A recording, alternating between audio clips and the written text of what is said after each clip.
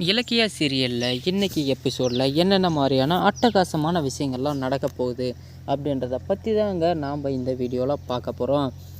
இலக்கியாவுக்கும் கௌதமுக்கான உறவை பார்த்திங்கன்னா யாராலையும் ஒரு பிரிக்கவே முடியாத ஒரு பந்தம் தாங்க சொல்லணும். என்னென்னு பார்த்தீங்கன்னா அவர் வச்சிருக்கிற காதலும் அன்பும் வேறு லெவலுங்க. இதை பார்த்து நானே பூரிப்படைஞ்சிருக்கேன்னா பார்த்துக்கோங்களேன். இதை எப்படியாவது நான் பிரித்தே ஆவான்னு சொல்லிட்டு நம்ம பைரவியும் அஞ்சலியும் சேர்ந்துட்டு ஒரு பயங்கரமான ஒரு கேவலமான ஒரு திட்டத்தை போட்டு 2 பேரும் பிரிச்சுட்டாங்க. இதை தெரிஞ்சுக்கிட்ட நம்ம கௌதம் பார்த்திங்கன்னா சும்மா இல்லாமல் இதவும் நான் சும்மா விட மாட்டேன், என் இலக்கியா என்னோட தான் இருக்கணும், இலக்கியம் இல்லாத வாழ்க்கை என்னால் வாழவே முடியாது, என்னால் கொஞ்ச நேரம் கூட என்னால் நினச்சி கூட பார்க்க முடியல, அப்படி இருக்கும்போது இனிமேல் அவளை விட்டு நான் எப்படி வாழ போகிறேன் அப்படின்னு நினச்சி பயங்கரமாக வருத்தப்பட்டுருக்காருங்க.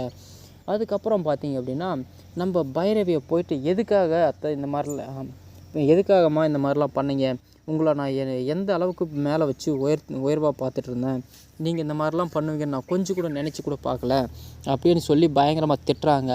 இதை கேட்ட உடனே பைரவி, என்ன கார்த்தி கொஞ்சம் கூட நன்றி இல்லாமல் பேசுகிறியா, உனக்கு நான் நல்லது தானே பண்ணியிருக்கேன், என்ன அப்படி தப்பு பண்ணிட்டேன், நீ இலக்கியாவை கல்யாணம் பண்ணதுக்கு பிறகு உனக்கு எவ்வளோ கஷ்டத்தை நீ அனுபவிச்சிருக்குன்னு உனக்கு தெரியுதா, அதுக்கு முன்னாடி நீ எப்படி என் வீட்டில் ராஜா மாதிரி சுற்றிட்டு இருந்த, இப்போ பாரு ஒரு வாடகை வீட்டில் போயிட்டு 10க்கு 5க்கு பிச்சை எடுக்கிற நிலைமைக்கு போயிட்டேன், அவள் ஒருத்தியால் மட்டும்தான் இந்த அளவுக்கு உனக்கு நடந்திருக்கு, அவள் போனதுனால உனக்கு தான் ஒரு பெனிஃபிட்டு, நான் சொல்கிறத கேளு, உனக்கு நான் என்ன வேணுமானால் பண்ண தயாராக இருக்கேன் கௌதம் அப்படின்னு சொல்லிட்டு நம்ம கௌதம் கிட்ட சொல்கிறாங்க.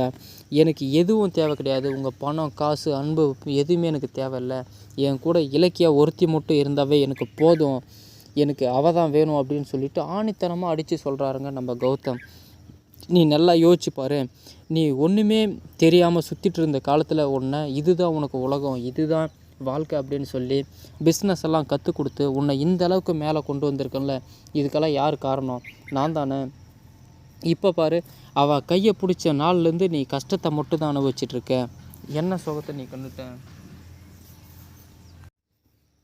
இலக்கிய ஒரு தரித்திரம் பிடிச்சிவ, அவள் கூடலாம் நீ வாழவே வாழாத, உனக்கு அவளை விட ஒரு நல்ல பொண்ணை பார்த்து நான் உனக்கு கல்யாணம் பண்ணி வைக்கிறேன், நீ எதுக்குமே கவலைப்படாத, அழகுலையும் சரி அந்தஸ்துலையும் சரி அவளை விட ஒரு பெரிய ஆளாக உன்னை பார்த்து உனக்கு நான் கட்டி வைக்கிறேன், நீ என் பேச்சை மட்டும் கேளு அப்படின்னு சொல்லிட்டு பைரவி சொல்கிறாங்க. இதை கேட்ட ஜானகி பார்த்திங்கன்னா பயங்கரமான ஒரு கோபம் அடைஞ்சிடுறாங்க. ஒரு சின்ன சிறுசுங்களை ஏன் இந்த மாதிரிலாம் காசுக்காக பிரிக்கிறேன் அப்படின்னு சொல்லிட்டு நம்ம ஜானகி கேட்குறாங்க. இதெல்லாம் எதுவுமே பார்த்திங்கன்னா பொருட்படுத்தாத நம்ம கௌதம் என்ன வாழ்ந்தாலும் செத்தாலும் சரி இலக்கியாவோட தான் அப்படின்னு சொல்லிடுறாங்க.